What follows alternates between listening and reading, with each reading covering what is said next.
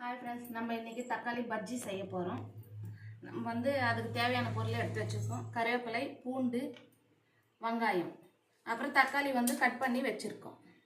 இதை பாருங்கள், 6 கிலோ தக்காளி கட் பண்ணி வச்சுருக்கோம். இப்போ நம்ம செய்யலாம், எப்படி செய்யறது அப்படின்னு சொல்லிட்டு. ஃபஸ்ட்டு எண்ணெய் ஊற்றிக்கலாம்.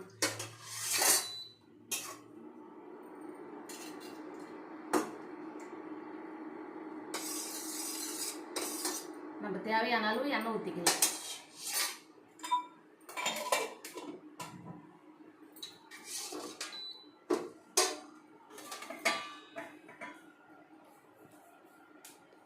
கடுகு போட்டுக்கலாம். கடுகு பொரிஞ்சு வந்ததை கொஞ்சம் சீரகம் போட்டுக்கலாம்.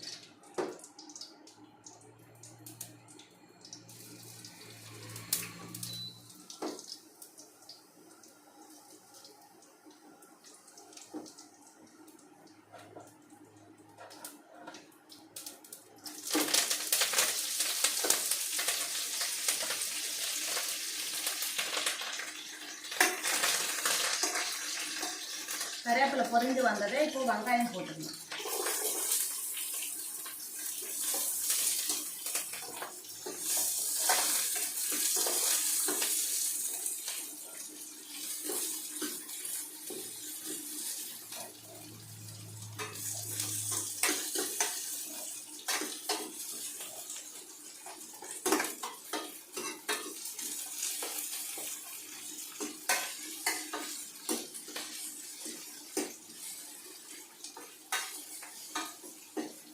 நல்லா வெங்காயம் வதங்கின பிறகு பூண்டு போட்டுக்கணும்.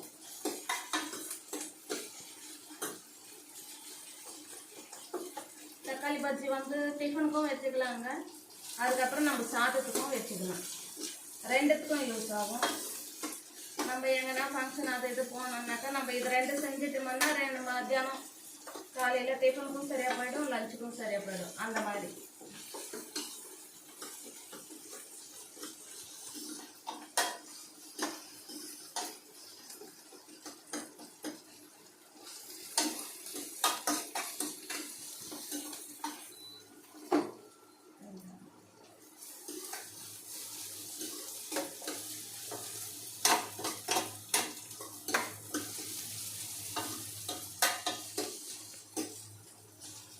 தெரியுதுங்களா? அங்கே இருந்து என்ன காமிங்க.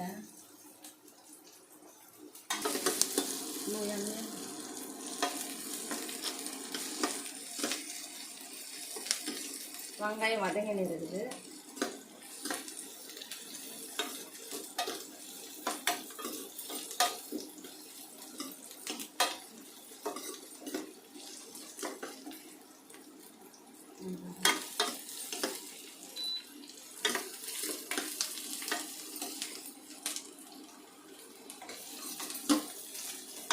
ஃபஸ்ட்டு கடுகு போட்டோம், எண்ணெய் ஊற்றணும். ஃபஸ்ட்டு கடுகு போட்டோம், அதுக்கப்புறம் சீரகம் போட்டோம், அதுக்கப்புறம் கருவேப்பிலை போட்டோம்.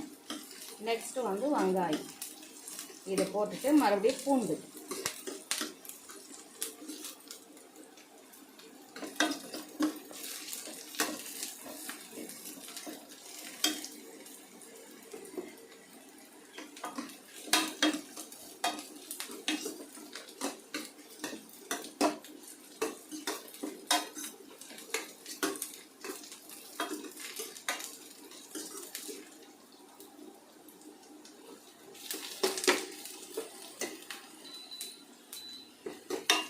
வெங்காயம் வதங்கிச்சு. இப்போ நம்ம பூண்டு போட்டுக்கலாம்.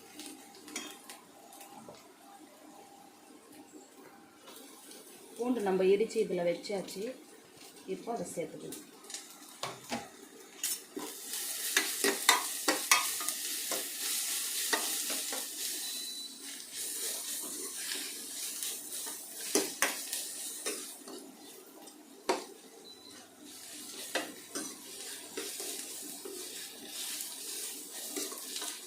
மறுபடியும் இதில் வெந்தயம், பெருங்காயம்.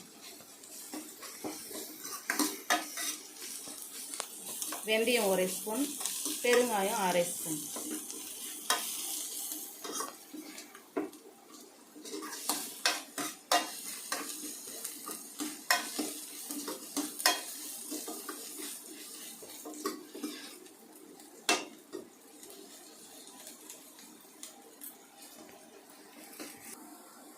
வெங்காயம் பூண்டெல்லாம் வதங்கிச்சு. இப்போ வந்து வெந்தயம் கொஞ்சம் சேர்த்துக்கணும். பெருங்காயம் கொஞ்சம் சேர்த்துக்கணும்.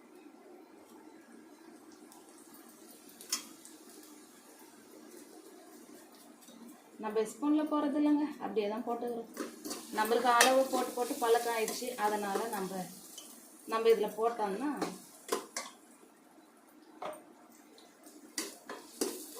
அரை ஸ்பூன் இவ்வளோ தான், 4 ஸ்பூன் இவ்வளோ தான் நம்மளுக்கு தெரியுது இல்லை.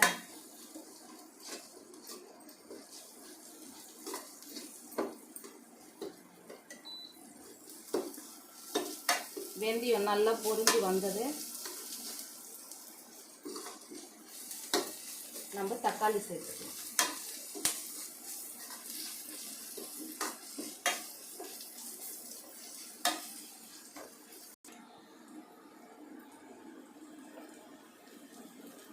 இப்போ நம்ம தக்காளி வந்து சேர்த்துக்கலாங்க. நல்லா வதங்கிச்சு. தக்காளி சேர்த்துக்கலாம்.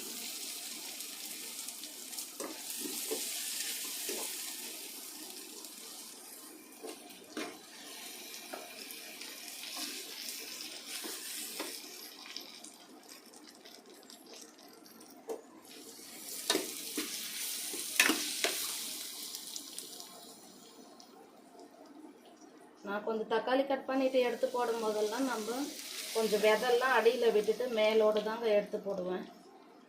இந்த விதெல்லாம் உடலுக்கு போச்சுன்னு வச்சுக்கோங்க, அது அப்படியே கல்லாக மாறி கெட்டியாகி அப்புறம் வயிறு வலியெல்லாம் எடுக்கும். நான் எப்போவுமே கட் பண்ணிவிட்டு இந்த மாதிரி தான் செய்வேன். இந்த விதெல்லாம் முடிஞ்ச வரைக்கும் கொஞ்சம் எடுத்துட்டு நம்ம அதுக்கப்புறம் இதில் ஆட் பண்ணிக்க வேண்டியது. நம்ம ஃபில்டர் பண்ணி எடுத்ததில் எவ்வளோ விதை இருக்குது பாருங்கள். தக்காளி பஜ்ஜி செய்யறதுக்கு தக்காளி அறுத்தோம், மேலோடு நம்ம எடுத்து போட்டுட்டு இது பாருங்கள் எவ்வளோ விதை இருக்குது. இதெல்லாம் உடம்புக்கு போச்சுன்னா அப்படியே இது கெட்டியாகிடுங்க. உடம்புல எங்கன்னா ஒரு இடத்துல போய் கெட்டியாகிட்டு இது அப்படியே கல்லாக மாறிடுது. அதனால தான் இந்த விதெல்லாம் எடுத்துட்டு நம்ம இந்த தக்காளி அந்த சாறு மட்டும் நம்ம சேர்த்துக்கிறோம். ஆனால் இது கொஞ்சம் நேரம் ஆகுங்க, இருந்தாலும் நான் இந்த மாதிரி எடுத்துருவேன். எப்போ தக்காளி பஜ்ஜி செஞ்சாலும் இந்த மாதிரி எடுத்துருவேன்.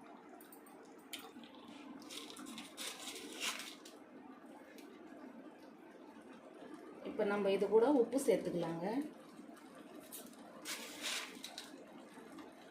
நம்ம 2 ஸ்பூன் உப்பு சேர்த்துக்கலாம். அடுத்து நம்ம மிளகாத்தூள்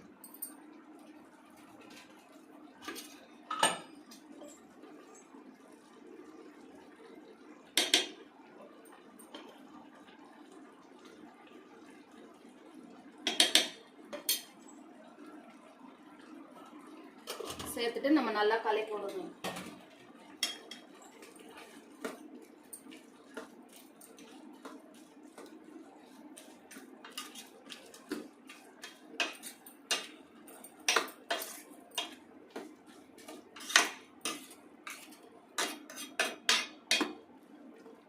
நம்ம மூடி போட்டு மூடி வச்சுட்டு நல்லா வெந்த பிறகு பார்த்தோம்னா பஜ்ஜி ரெடி ஆயிடுச்சு. ஒரு 10 நிமிஷம் இருக்கட்டுங்க, தக்காளியெல்லாம் வேகணும்ல.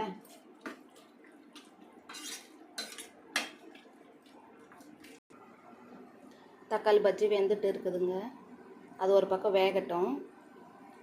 நம்ம இப்போ இட்லி ஊற்றி வச்சுக்கலாம். நான் எப்போவுமே வந்து துணி போட்டு தாங்க ஊற்றுவேன். எண்ணெய் வந்து அப்ளை பண்ணிவிட்டு நான் ஊற்ற மாட்டேன். ஏன்னா எண்ணெய் வந்து நாங்கள் ரொம்ப கொஞ்சம் அவாய்ட் பண்ணுவோம். அதனால் நான் துணி வச்சுட்டு தான் இட்லி ஊற்றுவேன். துணி போட்டுட்டு இட்லி ஊற்றி வைப்பேங்க. அது வேகிறங்காட்டிக்கு நம்ம இட்லி ஊற்றி வச்சுக்கலாம்.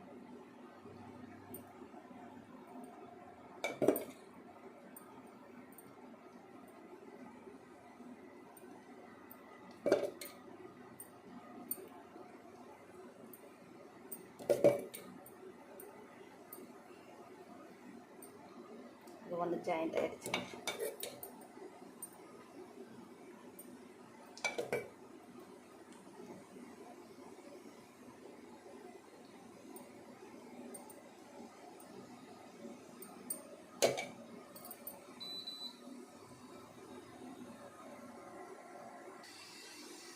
இட்லி ஊற்றி மேலே வச்சாச்சு. நம்ம இப்போ மூடி போட்டு மூடிடலாம்.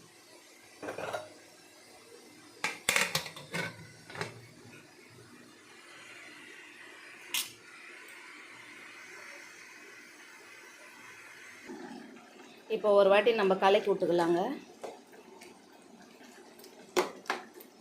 பாதி வெந்திருக்குது, இருந்தாலும் இன்னொரு வாட்டி நம்ம கலக்கி விட்டுட்டு இப்போது மூடி போட்டு மூடிடலாம். இன்னும் பாதி வெந்துடும், அதுக்கப்புறம் நம்ம இறக்கிடலாம்.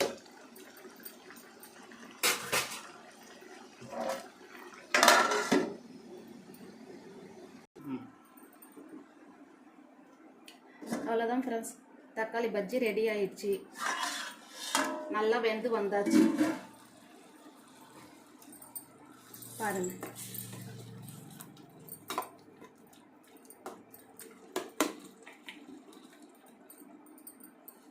நம்ம கொத்தமல்லி இருந்தால் இதில் சேர்த்துக்கலாம்.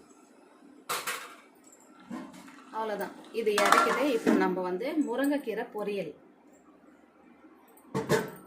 அதுக்கு வச்சிடலாம்.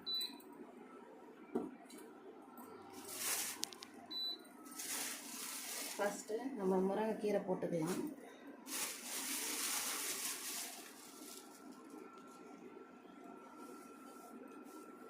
கீரை வந்து நிறைய இருக்கிற மாதிரி தெரியுங்க, ஆனால் நம்ம இது வெந்துச்சுன்னா கொஞ்சமாக ஆகிடும்.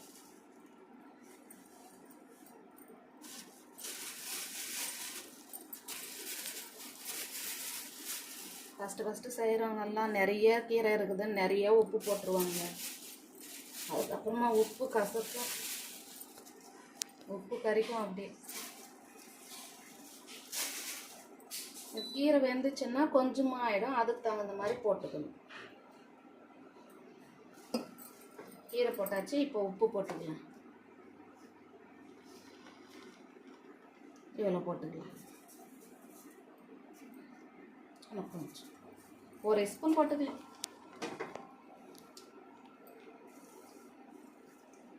அதுக்கு தகுந்த மாதிரி தண்ணி.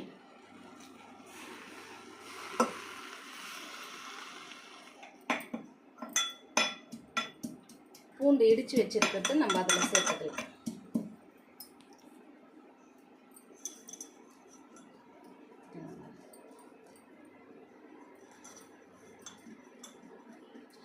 தண்ணி வந்து அரை கிளாஸ் விட கம்மியாக ஊற்றிக்கணுங்க, ஏன்னா முருங்கைக்கீரை வந்து சீக்கிரமாக வெந்துடும்.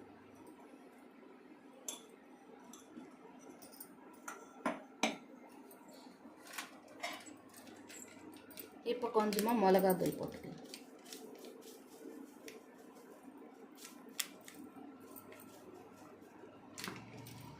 வெறும் மிளகாத்தூள் தாங்க.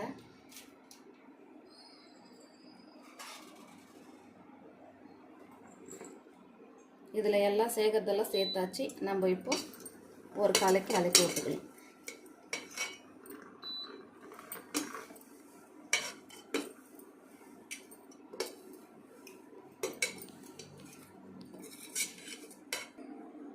இது பாருங்க ஃப்ரெண்ட்ஸ், நல்லா வெந்து வந்தாச்சு. நம்ம போட்டதெல்லாம் மிளகாத்தூள், உப்பு, பூண்டு போட்டது நல்லா வெந்தாச்சு. இப்போ நம்ம இது கூட வந்து வேர்க்கடலை நல்லா நம்ம வறுத்துட்டு நம்ம பொடி பண்ணி வச்சுருப்போம் இல்லையா, அது வந்து சேர்த்துக்கணும் இதில். இதை பாருங்கள், தண்ணியும் இல்லாமல் நல்லா சுட்டி வந்துச்சு. வேக வச்செல்லாம் தண்ணி எடுக்கக்கூடாது ஃப்ரெண்ட்ஸ். இதில் அது அந்த தண்ணி எடுத்துட்டோம்னா அதுக்கப்புறமா இதில் எந்த வைட்டமினே இருக்காது. இப்போ வந்து வேர்க்கடலை சேர்த்துக்கலாம். நம்ம பொடி பண்ணி வச்சுருக்கோம் இல்லையா, இதை பாருங்கள்.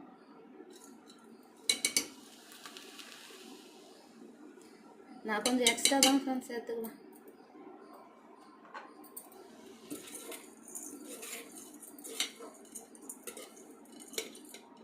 இது பாருங்கள்,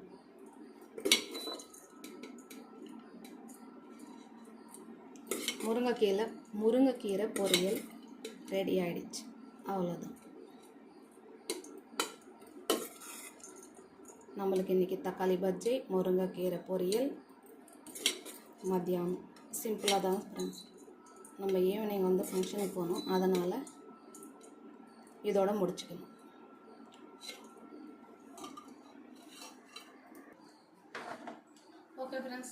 நம்ம எல்லாம் முடிச்சாச்சு. இந்த வீடியோ உங்களுக்கு பிடிச்சிருந்துச்சுன்னா லைக் பண்ணுங்கள், ஷேர் பண்ணுங்கள், சப்ஸ்கிரைப் பண்ணுங்கள். ஓகே, பாய்.